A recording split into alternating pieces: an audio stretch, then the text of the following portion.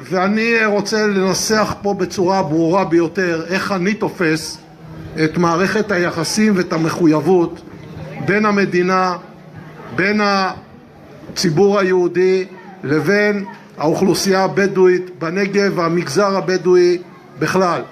ומי שמכיר אותי פה, יש פה רבים שיודעים שלוחמים וקצינים בדואים מכל הרחבי המדינה, גם מהצפון וגם מהדרום, שרתו תחת פיקודי, לחמו ביחד איתי, נפצעו ביחד איתי וגם עם יוסי, ואנחנו מבינים על מה אנחנו מדברים כאשר אנחנו מדברים על שותפות.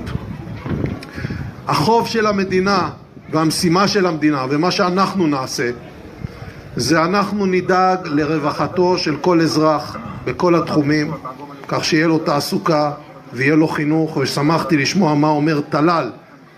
מה שהוא עשה כאן זה ללא תקדים, הקידום בכל נושא החינוך, בכל נושא הלימודים, בהעלאת אחוזי הבגרות, בהעלאת אחוזים של לומדי מתמטיקה ולומדי אנגלית. כל זה ברכה לתושבי רהט, ברכה לתושבים הבדואים, ברכה למדינת ישראל.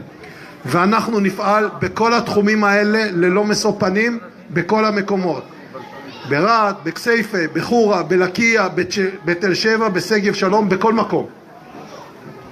אבל לי יש 3 דרישות מהאוכלוסייה הבדואית במדינת ישראל, ובמיוחד מתושבי רהט.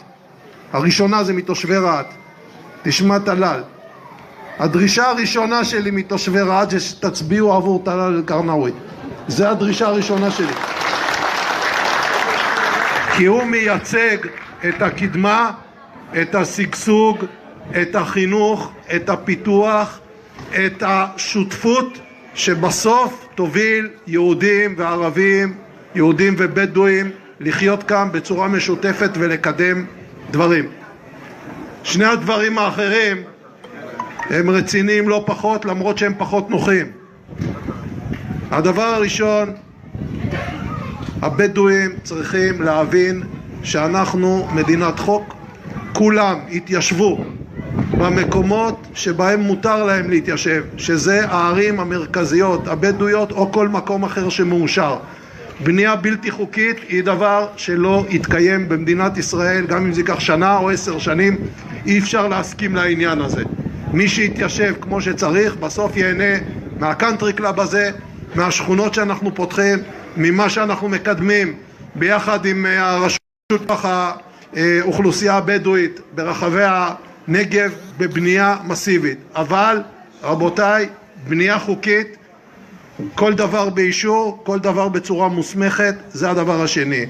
והדבר השלישי, אני מפנה אותו מכאן, אני לא מפנה אותו אל האוכלוסייה שיושבת כאן, אבל אני חושב שאתם צריכים להבין, כאשר אתם הולכים ותומכים במה שאתם תומכים, כל אחד לפי דרכו, אני קורא מכאן לחברי הכנסת הערבים להפסיק ולעצור את ההסתה כנגד מדינת ישראל. אי אפשר להיות קיצוניים כנגד המדינה וגם ליהנות ממה שהמדינה יודעת לתת. צריך להחליט, המדינה היא בשבילכם וזה הדוגמה, המדינה היא עבורכם, זו הדוגמה, אנחנו איתכם ביחד, זו הדוגמה. לא יהיה מצב שחברי כנסת ישבו בכנסת ישראל, יסיתו נגד קיום מדינת ישראל, נגד המוסדות שלה, נגד הממשלה שלה, נגד הסמלים שלה, נגד הדגל שלה, ואנחנו נקבל את זה. ואני אומר את זה לכולם, כל מי ששמע אותי 40 שנה בשירות הציבורי ובצה"ל יודע שזה עמדתי. שותפות בכל הדברים, לא שותפות רק בשביל לקבל דברים, וחוסר שותפות כאשר צריך ללכת ולתמוך. אין מצב כזה שנבחרי ציבור מסיתים במוסדות האו"ם, בקהלים בינלאומיים כנגד מדינת ישראל, ואחרי זה חוזרים, יושבים בכנסת וגם נהנים ממה שהמדינה יודעת לתת. את זה אנחנו לא נקבל. אתה רוצה להיות שותף? ביחד. אתה רוצה לעזוב? לך למקום אחר. אל תשב כאן ותסית. ולכן אני קורא לכם, תתמכו בשפיות, תתמכו במתינות, תתמכו בשיתוף הפעולה ובדו-קיום, התוצאות יהיו בהתאם. תודה רבה. هذه البلدية حيوها بصفقة كبيرة. كنت بدي أحكي بالعربي وبس احتجاجا على قانون القومية، ولكن جالنت أجبرني أن أحكي بالعبرية كوديفير بوليتيكا. ראשית כל, גלנט, תודה על התרומה של 13 מיליון שקל משרד השיכון. באמת תודה. אבל זה לא היום ולא הזמן ולא המקום לעקוץ פוליטית. ולכן אני חייב להחזיר לך באותו מטבע פוליטי. ראשית כל, אין בנייה בלתי חוקית בנגב. יש כפרים בלתי מוכרים ויש להכיר אותם. יש להכיר אותם. אי אפשר ללכת על המודל הזה של ריכוז מקסימום ערבים בדואים במינימום שטח אדמה. הנגב גדול מספיק בכדי להיות מקום גם לכפרים הבלתי מוכרים. תכירו בכפרים הבלתי מוכרים. תפסיקו להרוס את הבתים של הבדואים בנגב. תנו להם לחיות כמו שאר היהודים השכנים. הערה השנייה, אני לא יכול להתעלם מהעובדה שהמדינה השתנתה אחרי חקיקת חוק הלאום, מר גלנט.